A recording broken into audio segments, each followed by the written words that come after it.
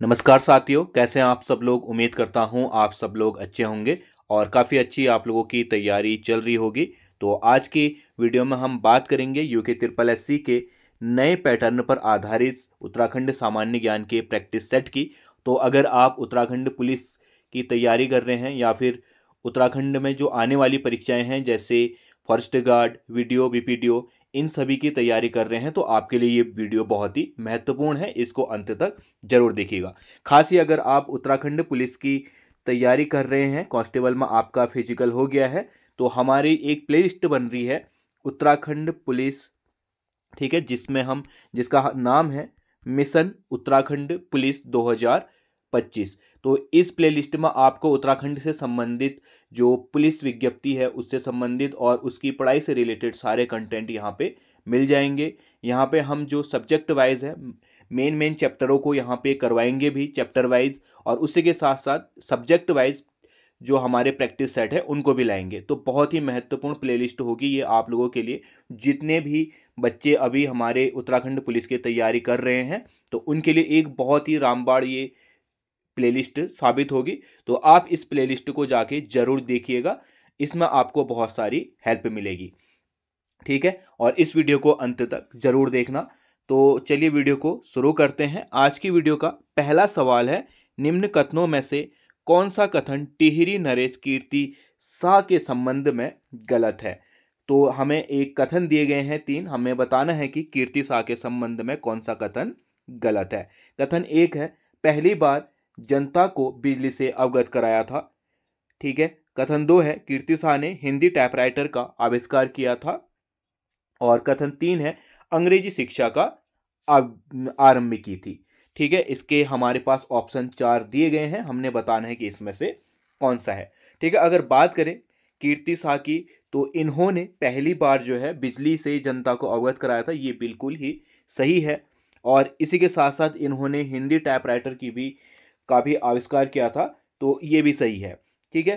परंतु हमारा जो कथन तीन है ये क्या है, गलत है। क्योंकि जो टिहरी रियासत है वहां पे अंग्रेजी शिक्षा का आरंभ इन्होंने नहीं बल्कि कीर्ति शाह के पिता प्रताप शाह ने की थी, ठीक है। अंग्रेजी शिक्षा का आरंभ किसने किया था, प्रताप शाह ने किया था। तो हमारा सी ऑप्शन क्या होगा, सही होगा। कथन सी क्या है हमारा, गलत है, ठीक है। अगला सवाल है, किस नृत्य को केदार नृत्य के नाम से भी जाना जाता है। तो केदार नृत्य एक प्रकार का उत्तराखंड का नृत्य है, हमने बताना है उसको किस अन्य नाम से भी जाना जाता है। ऑप्शन इसके मन्नाड़, लंगवीर, तांदी नृत्य और छोपती नृत्य, ठीक है। तो अगर बात करें केदार नृत्य को जो अन्य नाम से जाना जाता है वह जाना जाता है मंडाण नृत्य से, ठीक है। अब लघु लो मंडाण वाला एक गाना भी है इसका, तो वही है केदार नृत्य। फिर है अगला सवाल, निम्न कथनों में से कौन सा कथन सही है, ठीक है। यहां पे भी हमारे पास कथन दिए गए हैं, हमने बताना है कि कौन सा कथन सही है। कथन एक है, मानसरोवर झील की बाहरी परिक्रमा पथ 62 किलोमीटर की है। कथन दो है, लिपुलेख दर्रा कैलाश मानसरोवर यात्रा का भारत का अंतिम बिंदु है, ठीक है। फिर इसके बात करें अगर ऑप्शन की तो कहता है कि केवल कथन एक सही है, कथन दो सही है और कथन एक एवं दो दोनों सही हैं, ठीक है। तो मानसरोवर झील की जो बाहरी परिक्रमा पथ है वह 62 किलोमीटर का है, बिल्कुल सही है। लिपुलेख दर्रा मानसरोवर यात्रा का भारत का अंतिम बिंदु है, ये भी क्या है, सही है। लिपुलेख दर्रे के बाद जो हमारी चीन की सीमा है वह हमारी यहाँ पे लागू हो जाती है, ठीक है। इसीलिए इस मानसरोवर यात्रा को, कैलाश मानसरोवर यात्रा को, ठीक है, भारतीय विदेश मंत्रालय, ये भी पूछ लेगा आपसे कि किन विभागों द्वारा करवाया जाता है। एक तो भारतीय विदेश मंत्रालय, क्योंकि इसमें वीजा की भी आवश्यकता होगी, चीन के परमिशन की आवश्यकता होती है, ठीक है। तो आपको चीन का वीजा बनाना यहाँ पे जरूरी होगा, तब जाके आप ये यात्रा कर सकते हैं, ठीक है। दूसरा आता है हमारा कुमाऊं मंडल विकास निगम, और तीसरा ITBP। इन तीनों के ही सहयोग से जो कैलाश मानसरोवर यात्रा है ये कराई जाती है, और इसका जो समय है वह हमारा जून से सितंबर तक। ठीक है, दिल्ली से ये यात्रा शुरू होती है और उसके बाद कुमाऊं, कुमाऊं के बाद हमारा चीन यात्रा तक। ठीक है, लगभग 40 दिन की ये क्या होती है, हमारी यात्रा होती है। तो हमारा यहाँ पे क्या है, ऑप्शन ए और कथन 1 और 2 दोनों सही है, यानी कि सी ऑप्शन हमारा सही होगा। अगला सवाल है, नीचे 2 वक्तव्य दिए गए हैं, एक को कथन ए व दूसरे को कारण आर कहा गया है। नीचे दिए गए कूट की मदद से उत्तर दीजिए। ठीक है, तो हमें एक तो कथन दिया गया है और उसका कारण हमें दिया गया है। तो कथन ए कहता है हमारा कि गंगोत्री हिमनद उत्तराखंड का सबसे बड़ा हिमनद है और इसका कारण दिया गया है गंगोत्री हिमनद उत्तरकाशी जिले में है। तो अगर बात करें इसके ऑप्शन की, तो गंगोत्री हिमनद उत्तराखंड का सबसे बड़ा हिमनद है, बिल्कुल सही है ये। और गंगोत्री हिमनद उत्तरकाशी जिले में स्थित है, ये भी क्या है, हमारा सही है। तो इसका जो सही उत्तर हो जाएगा वह होगा हमारा ए सही है, परंतु जो आर है उसका सही स्पष्टीकरण नहीं है, यानी कि ऑप्शन सी जो है हमारा वो क्या होगा, सही होगा। ठीक है, फिर इसके बाद अगला सवाल है, निम्न में से कौन सा कथन सुमेलित नहीं है। तो अगर बात करें टाइगर वॉच योजना 1991-92 बिल्कुल सही है। ठीक है, और केदार वन्यजीव विहार 1972 ये भी सही है। स्नो लेपर्ड घोषणा नहीं है, ये योजना है। ठीक है, स्नो लेपर्ड योजना जो कि हमारे हिम तेंदुए हैं उनको बचाने के लिए शुरू की गई थी 1990-91 में, ये भी सही है। फिर है हमारा गोविंद राष्ट्रीय उद्यान 1982 में, ये ऑप्शन क्या है हमारा, सुमेलित नहीं है, यानी कि ये कथन हमारा गलत है। अगर बात करें गोविंद राष्ट्रीय उद्यान की, तो इसकी स्थापना 1980 में हुई थी, ना कि 1982 में। ठीक है, और उत्तरकाशी जिले में ये क्या है, स्थित है। अगला सवाल है, कौन सा मंदिर 12 ज्योतिर्लिंगों में सम्मिलित है। तो आप सभी को पता होगा भारत में 12 ज्योतिर्लिंग शिव जी के स्थित है, उनमें से एक ज्योतिर्लिंग हमारे उत्तराखंड में भी है, और कौन सा है वह, केदारनाथ, यानी कि ऑप्शन डी क्या है यहाँ पे सही है। अगला सवाल है, इनमें से कौन सा ऋतुगीत नहीं है। तो हमें बताना है कि इन 4 ऑप्शनों में से कौन सा ऋतुगीत नहीं है। ऑप्शन क्या है हमारे पास, होली है, चौमास है, फूलदेई है और माघ गीत है।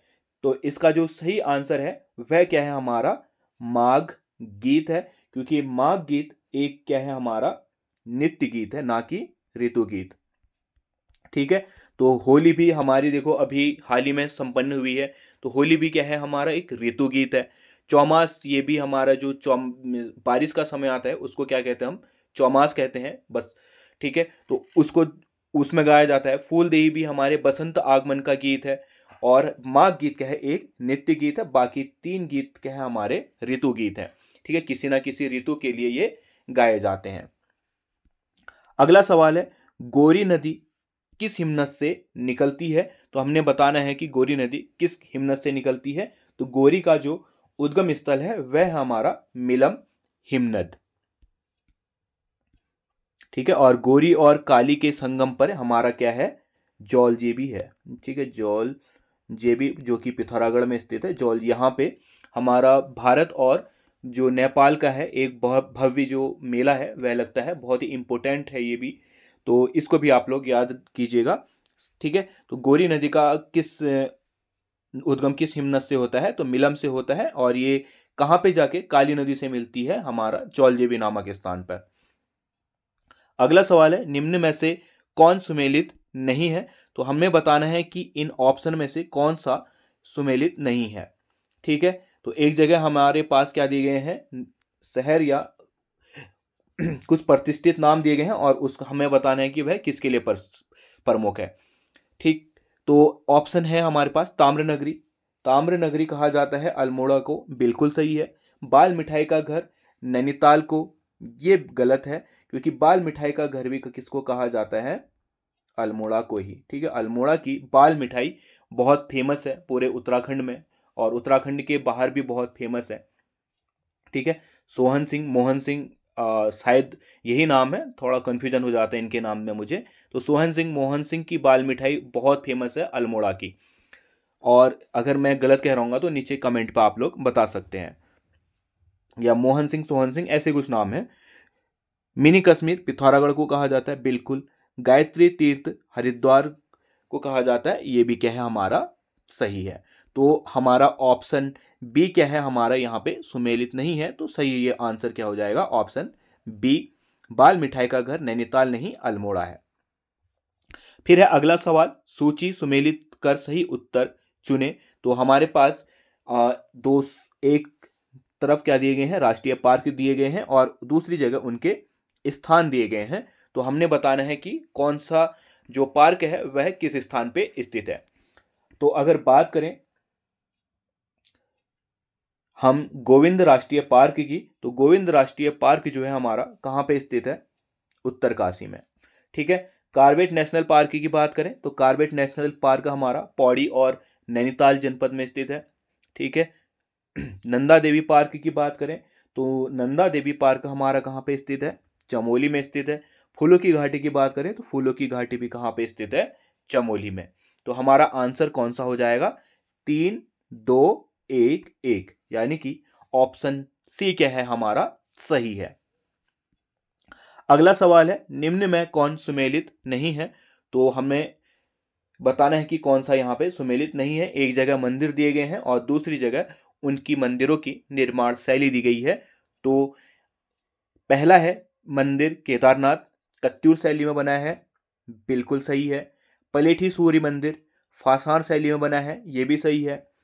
बाध नहीं है, ये बागनाथ है, ठीक है। बागनाथ मंदिर कत्यूरी शैली में बना है, ठीक है। ये क्या है हमारा, बागनाथ मंदिर कत्यूरी शैली में नहीं बन के किस में बना है हमारा, नागर शैली में बना है, ठीक है। लाखा मंडल के जो मंदिर है वह उत्तराखंड में शैली में बने हैं, ये भी क्या है सही है। तो ऑप्शन सी क्या है हमारा यहाँ पे सुमेलित नहीं है, यानी कि ये ऑप्शन सही है, ठीक है। जो मंदिर होते हैं उनकी एक अपनी अलग अलग निर्माण शैली होती है, इसको मैंने एक अच्छे से वीडियो में बता रखा है।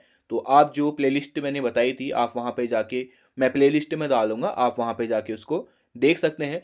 अलग अलग मंदिरों के अलग अलग निर्माण शैली होता है, और ये क्वेश्चन बहुत ही इंपॉर्टेंट है, बहुत बार जो यूके ट्रिपल एस सी पूछ लेता है कि मंदिरों की निर्माण शैली से, तो बहुत इंपॉर्टेंट हो जाता है।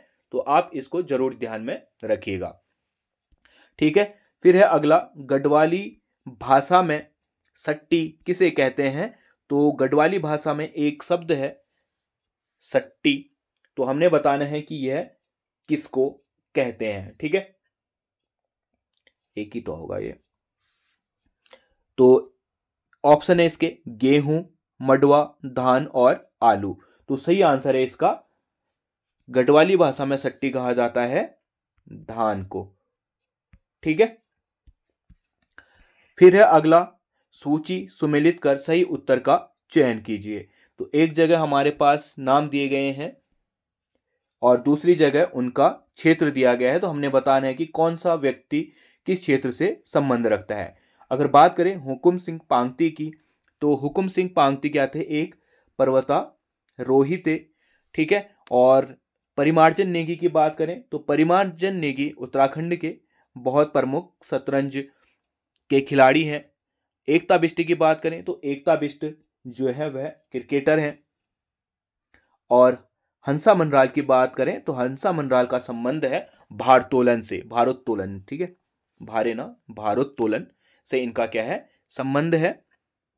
तो 3 4 2 1, ठीक है, 3 4 2 1, यानी कि ऑप्शन सी क्या होगा हमारा यहाँ पे सही होगा।